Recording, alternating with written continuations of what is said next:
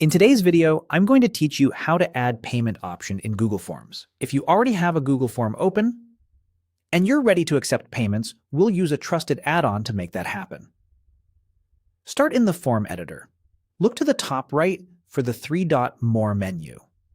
Open it, then choose Get Add-ons to launch the Google Workspace Marketplace. This is where Google Forms connects with extra tools that add new features. In the Marketplace search bar, type Payable Forms. You're looking for the add-on named Payable Forms, which is specifically built to handle payments inside Google Forms. Open its page and install it. During installation, Google will ask for permissions so the add-on can work with your form. Review the prompts and continue.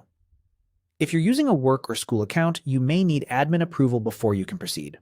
Once the installation finishes, return to your form. At the top of the editor, click the add-ons icon, which looks like a little puzzle piece. In the menu that appears, choose Payable Forms. From there, select Configure Payment Settings, sometimes labeled Show Sidebar. A sidebar will open on the right with all the payment options you'll need. In the sidebar, click Connect a Provider. This is where you link your payment processor so money can actually be collected. You can choose from PayPal, Stripe, or Square. Pick the provider you already use or prefer. Follow the on-screen prompts to authorize the connection so the add-on can securely process payments on your behalf.